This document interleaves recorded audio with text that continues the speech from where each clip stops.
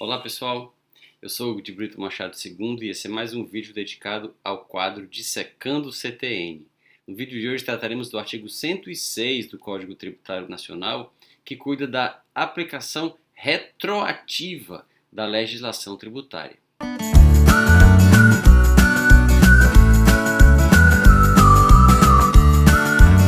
De acordo com o artigo 106 do Código Tributário Nacional, a legislação tributária ela se aplica retroativamente em duas hipóteses.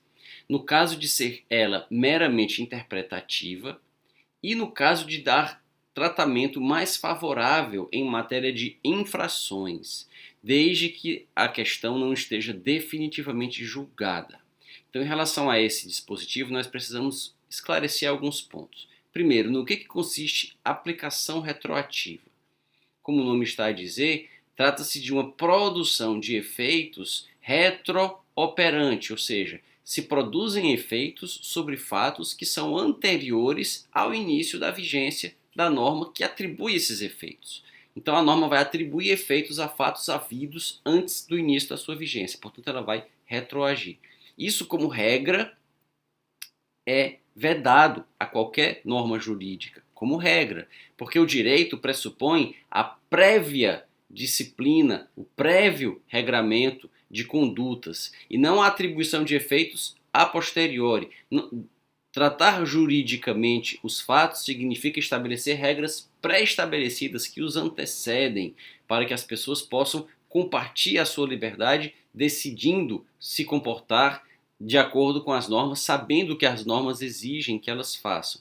Se nós temos aplicação retroativa, depois que os fatos aconteçam, há um limite muito tênue, muitas vezes, entre isso e o mero arbítrio de tratar da maneira que se decide tratar um fato que já aconteceu, tirando inclusive do sujeito a oportunidade de se conduzir de acordo com a lei que é estabelecida posteriormente.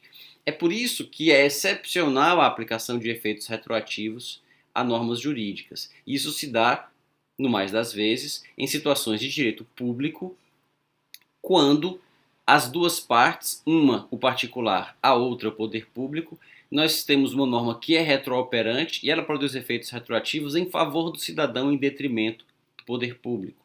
É inclusive o que determina ou que explica, explicita a súmula 654 do Supremo Tribunal Federal. A súmula 654 ela reflete essa ideia de que a garantia da retroatividade é uma garantia do particular nas suas relações com o poder público elaborador de normas. O poder público elaborador de normas não pode elaborar uma norma que retroaja para benefício próprio e em prejuízo do particular, mas o contrário é lícito acontecer.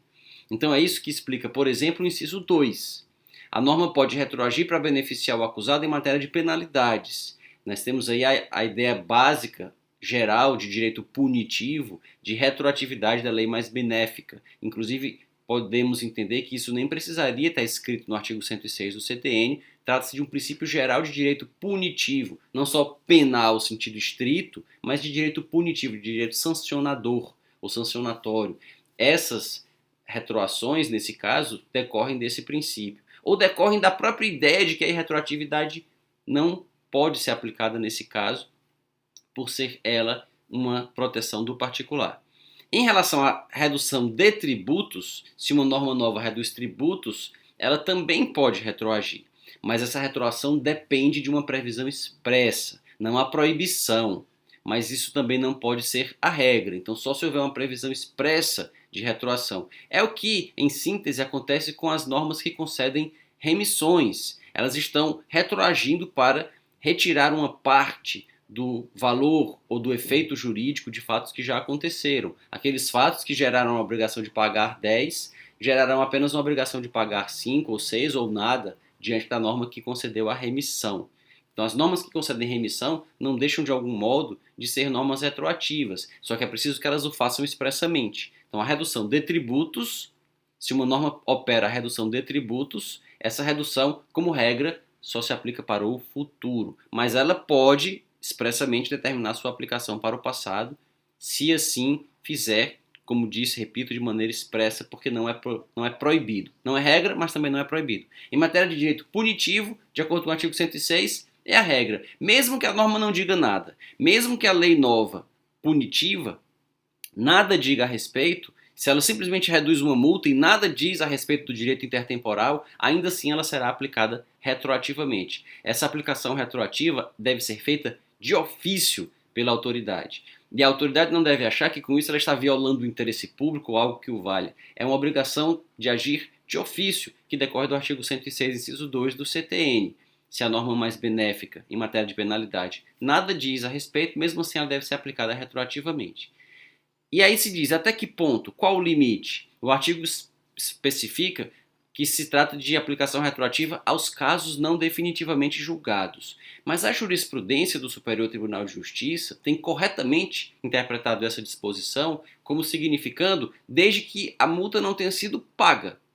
Então, mesmo que já tenha havido julgamento administrativo, mesmo que já tenha havido julgamento judicial, mesmo que já tenha havido execução fiscal embargada, os embargos foram julgados improcedentes, transitou em julgado, a execução prosseguiu, mas não houve ainda o pagamento da dívida que se está executando, a dívida diz respeito a uma penalidade e uma norma nova reduz essa penalidade. A redução deve ser operada de ofício. O limite temporal para a aplicação retroativa da lei mais benéfica é o pagamento. Se o contribuinte já pagou a multa de cuja redução se cogita, a norma não poderá retroagir para que ele tenha direito a uma restituição, porque o pagamento foi feito corretamente. Mas se ainda não foi feito o pagamento, se o castigo ainda não foi aplicado, se o castigo já foi aplicado, ele não se desaplica.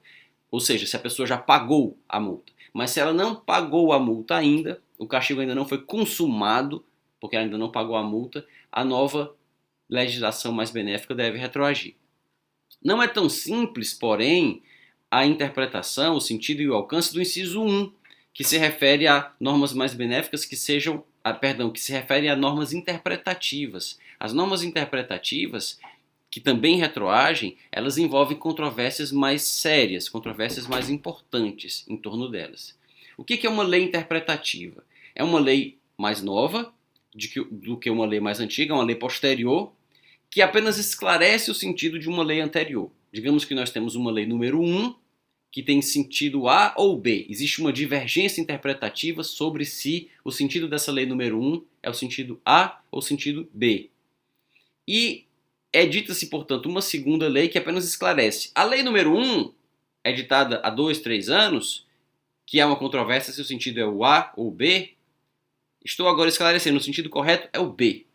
Então essa norma nova seria uma norma que não inovaria, ela apenas esclareceria o sentido de uma norma que já existia antes. E é por isso que se diz que ela retroage. A rigor nem se trata de uma retroatividade. A rigor se trata dos efeitos da norma anterior que já vigorava desde antes, que apenas são reconhecidos. E aí existe uma divergência na doutrina a respeito desse dispositivo, porque há autores, como Pontes de Miranda, que dizem o seguinte: leis interpretativas, elas são incompatíveis, a sua retroatividade é incompatível com ordenamentos jurídicos que consagrem o princípio da irretroatividade das leis como regra, como é o caso do Brasil. Por quê? Porque ou a lei nova repete até as vírgulas da lei anterior e a dúvida persiste, ou a lei nova altera textualmente alguma coisa no mundo jurídico, acrescentando novos textos. E nesse sentido, ela é uma lei nova que deve ser tratada como uma lei nova. Ela não pode retroagir, salvo nas hipóteses que verificamos, para beneficiar o particular na relação com o poder público em matéria de penalidade, de maneira automática, inclusive. Então, não é possível atribuir novos efeitos a fatos antigos, ainda que a pretexto de assim estar se esclarecendo uma lei que já existia desde antes. Mas há uma outra parcela da doutrina que aceita sim as normas interpretativas, apenas como esclarece o próprio artigo 106, reconhece-se que não é possível punir aquele particular que seguiu o significado da norma que depois foi considerado como sendo o errado. Mas cobrar, por exemplo, o tributo diante de uma dúvida que se esclarece posteriormente, isso seria possível de maneira retroativa porque se está a rigor aplicando a norma que já existia e já vigorava desde antes. Essa questão foi colocada perante a jurisprudência em momento relativamente recente por conta da Lei Complementar 118.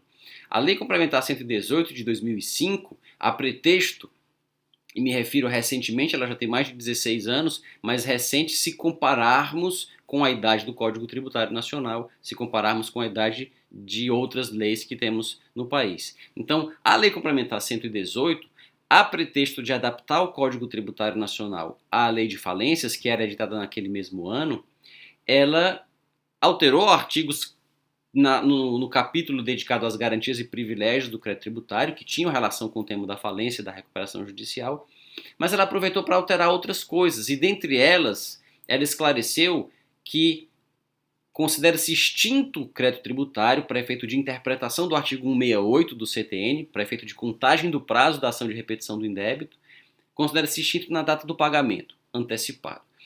Não é o caso de explicar aqui o que consiste essa tese, ou no que consiste essa tese. Era chamada tese dos 5+5, dependendo de como se interpretava a expressão extinção do crédito tributário nos tributos lançados por homologação. Essa extinção só acontece com a homologação, que quando é tácita se dá 5 anos depois dos fatos geradores. Então isso na prática fazia com que os contribuintes pagassem o tributo no lançamento por homologação, aguardassem 5 anos pela homologação. Quando a homologação acontecia de forma tácita, aí começava o prazo de 5 anos para pleitear a devolução desse tributo que tinha sido pago de maneira indevida. Isso na prática dava aos contribuintes um prazo de 10 anos para eles repetirem o indébito tributário. Era a tese dos 5+5 do direito à repetição do indébito tributário. Essa tese, se o leitor tiver, se quem nos assiste tiver interesse em aprofundá-la, ela é explicada no meu livro de processo tributário, que aparece aqui no vídeo, e também num livro específico coordenado pelo professor Hugo de Brito Machado, de estudos tributários, editado pelo Instituto Cearense de Estudos Tributários, em parceria na época com a editora Dialética, que também trata do assunto, também está aparecendo aqui no vídeo. Mas essa tese foi afastada pela Lei 118. Ela falou, não, entende-se que se a contagem do prazo da repetição do indébito começa do pagamento antecipado. Então não tem mais prazo de 5+5. Até aí tudo bem. Nós estamos dentro do poder do legislador complementar de esclarecer normas gerais sobre crédito tributário, sobre decadência, sobre prescrição, etc. Ok. O problema é que a Lei 118 estabeleceu que ela iniciava a sua vigência 6 meses depois da sua publicação, salvo esse dispositivo que falava da interpretação do artigo 168, em relação ao qual seria aplicável o artigo 106, inciso 1, este que nós estamos tratando hoje.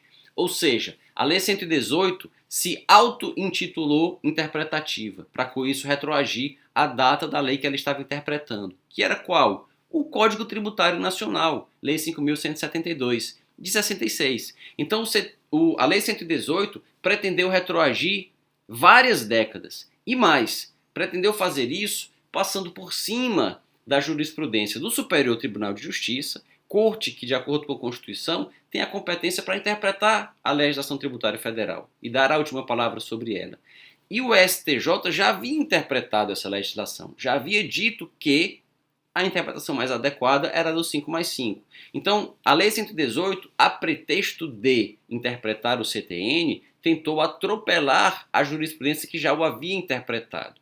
E isso fez com que o STJ admitisse a mudança no prazo, mas não admitisse tratá-la como norma meramente interpretativa, entendimento no que ele foi seguido pelo STF. O STF apenas mudou a forma a partir de quando o novo prazo seria contado.